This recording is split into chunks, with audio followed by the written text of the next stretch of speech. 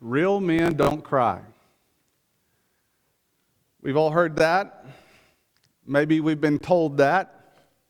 Maybe when we were younger, us men, if we had a moment where we, were acting in a way that was not mature, perhaps we were whiny, even crying, and maybe our parents told us, men don't cry.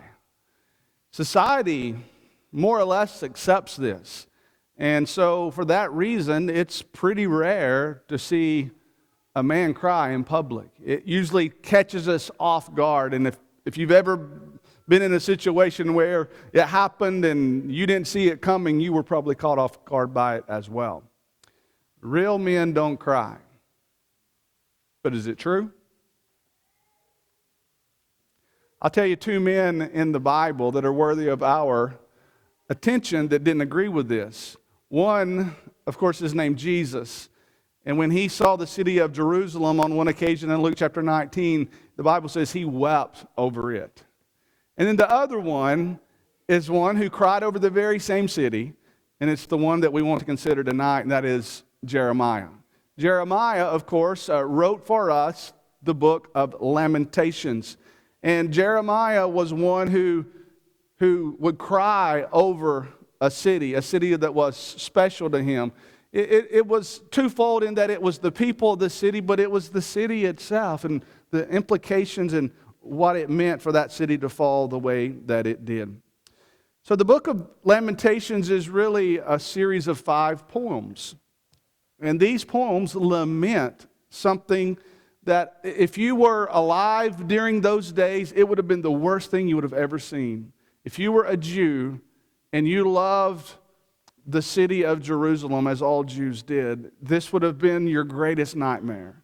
And this is what Jeremiah witnessed when that city fell. You've got to remember that Jerusalem was a part of the great promise made all the way back to Abraham. I'm going to give you this land, and in that land there was Jerusalem. Jerusalem was the reminder of the victory of David and how God gave him that city and how really it was associated with the rule of all the great kings of Israel. Jerusalem was the place of the temple, the work of the priests, the epicenter of all things that had to do with the law. And for 500 years, everything had gone on in Jerusalem just like you would expect them to go on. It was beyond anybody's imagination that this would happen, but then it did. This horrendous devastation, this catastrophe in Jerusalem falls. I want you to look at the book of Lamentations with me tonight, and I want you to notice the very first word in the book of Lamentations. I really think that maybe this word says it all. The word in our English translations, most of the major ones, the word there is how. Let me tell you about this word, though. From the Septuagint, which is the Greek translation of the Old Testament, the title of the book in the Septuagint is a word that means lament. And also from the Latin title in the Latin Vulgate was a transliteration for the word lament. And so that's where we get our English title for this book, Lamentations. But the Greek, or rather the Hebrew, is very interesting here. The title of the book of Hebrews, or from the language of the Hebrews, the Hebrew language, the title of this book comes from a word that is translated how, alas, or oh. This is a word that is commonly used in funerals for those who are Jewish. And so how is the word that all the major translations use to begin this book. And I think it's pretty ironic that the word how is there. Because in many ways, when something bad happens, how often do we say, how did this happen? That's our reaction when something bad happens. We might say, why did it happen? Or we might say, how did this happen? What happened? How did this happen? And that is the deep emotion that I think you can see from the very first word of this book. Lamentations is a book about how something bad happened, and it's a lament about this bad event. In Lamentations, Jeremiah is literally viewing the smoldering city of Jerusalem after it had been destroyed. He's probably thinking, how did this ever come to be? Now, he knows in the back of his mind, because he's a prophet, he'd been told and he'd given prophecies about this very thing perhaps happening if the people didn't listen to God, and they didn't listen to God. But still, even at that, he had to be thinking, how? How is this happening? The inspired words of this book are thought to be like that of a funeral for a city. He is literally speaking words of lament for this city. It's a tear-stained lament at the once great city of Jerusalem that now is in destruction. And the deep emotion that is in this book, that is evidenced even by its title, it's a reminder that these words were most likely recorded very shortly after the siege of the city. That's normally the date that's normally given as 586 BC. Now, I mentioned it's 5 chapters, but let me just give you a little bit of information about the structure of this book. As we go to the next slide, I saw this. It's done in such a way, it says Lamentations and the actions of it. This is a musical composition. And so I don't know if you noticed just a moment ago, two of the songs that we sang come from one short passage that probably is the most familiar passage in the book of Lamentations for all of us. We have these 2 songs that we sing today in our Christian worship.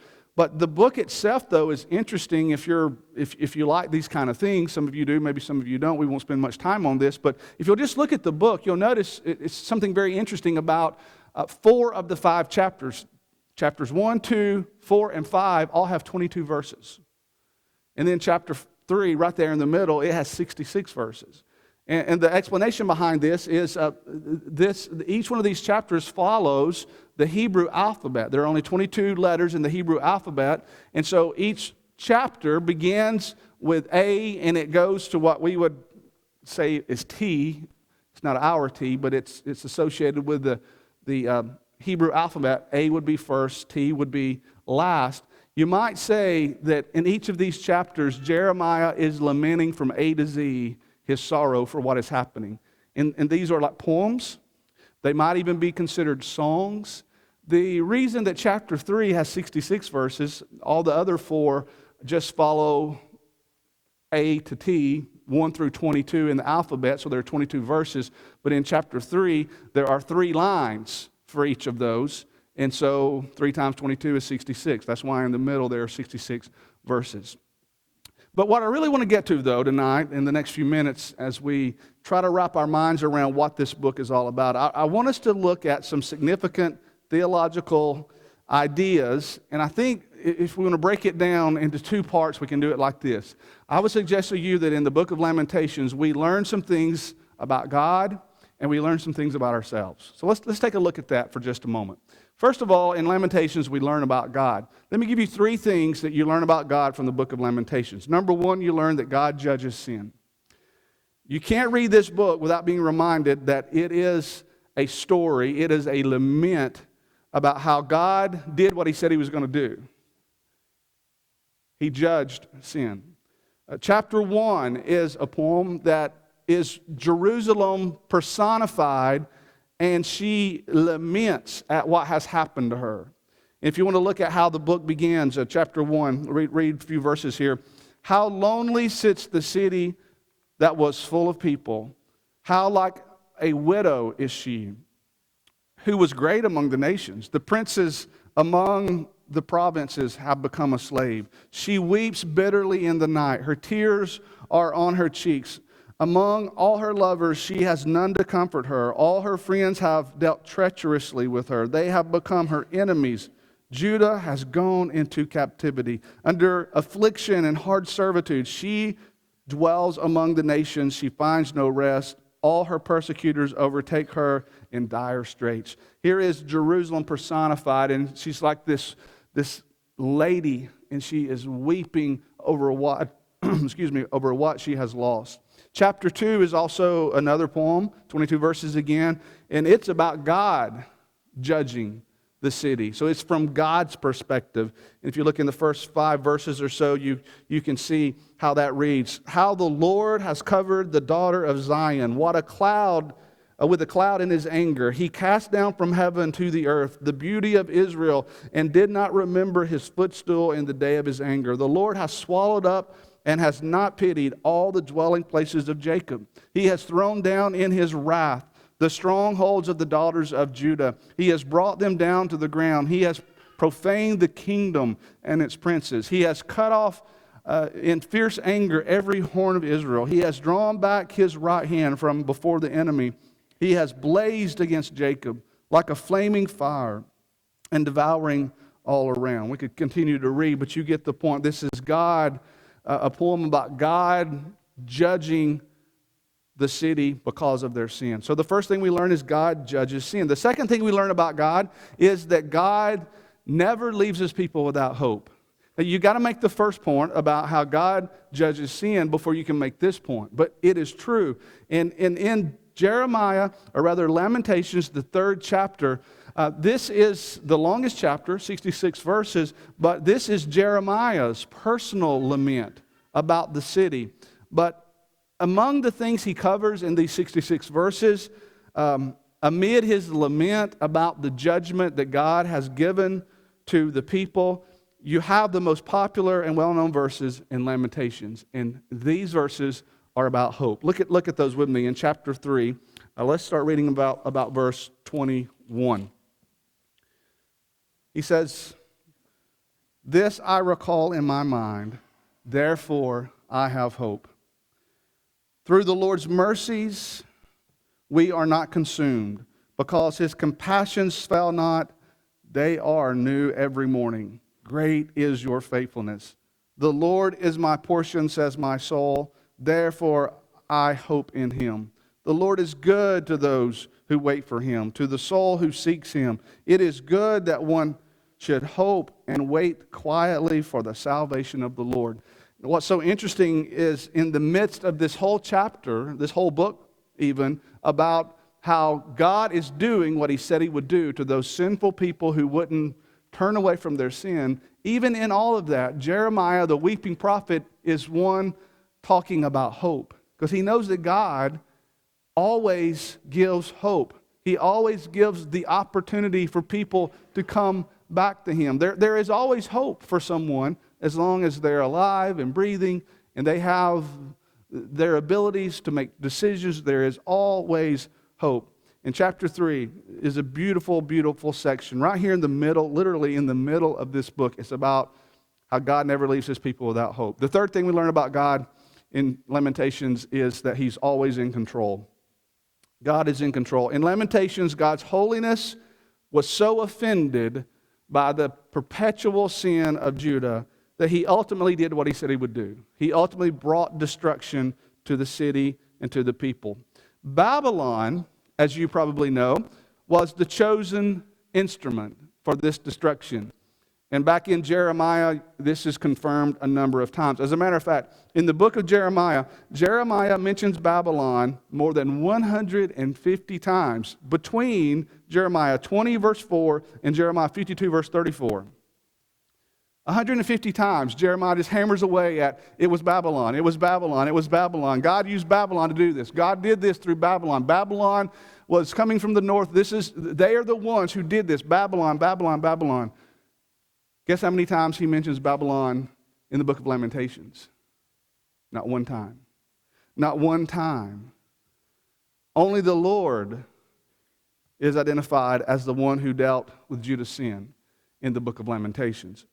And so the implication is that God was the one doing this. It was not Babylon, it was God. And we talked about the sovereignty of God last week in Jeremiah. And if you want to just take note, in chapter 5, Lamentations 5, verse 19, you see that the Lord is in control. You, O Lord, remain forever, your throne from generation to generation. So in Lamentations, we learn about God.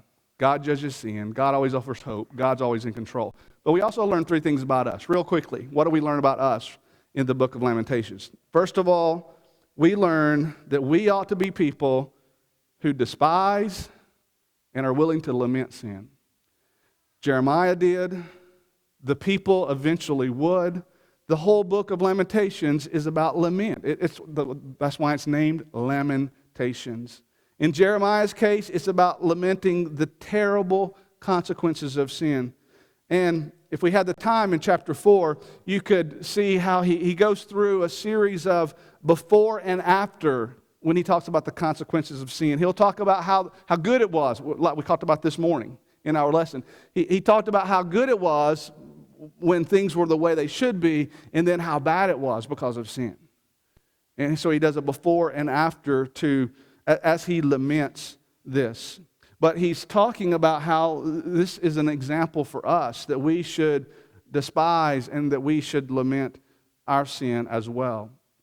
Jeremiah did that in Lamentations. Jesus did it in the New Testament.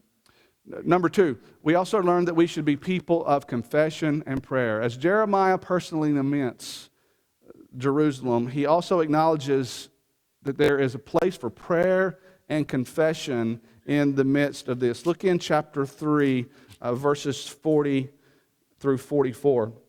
He says, "Let us search out and examine our ways, and let us turn back to the Lord. Let us lift our hearts and hands to the God of heaven. We've transgressed and we've rebelled. You have not pardoned. You have covered yourself with anger, and you've pursued us. You've slain and not pitied. You have covered yourself with a cloud that prayer should not pass through." What Jeremiah is saying is this is what's happening, but even it seems like you've turned your back on us, and God had at that point. He had done what he said he was going to do. He brought destruction. But Jeremiah said there's always a need to confess, and there's always a need to pray and to continue to pray to God. And here's what we learn about our own personal situation, that we should be people of confession and prayer. We should lament our sin and remember that we need to turn back to God, confess, and pray for his forgiveness. And then probably the most obvious thing you would say that we would learn from Lamentations is that we need to be smart enough to learn from others. We need to be smart enough to learn from others. Lamentation is an implied warning for all who read this book. And the implied warning is if God did not hesitate to destroy his own special people, Israel, if he did what he said he would do to them, if they would not turn from their sin, will he not do that to everyone else?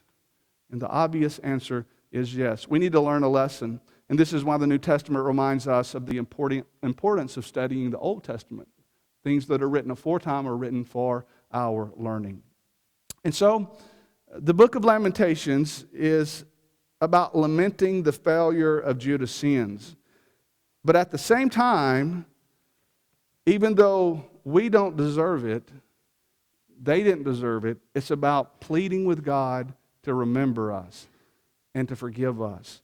And so in lament, there is the acknowledgement that God has done something.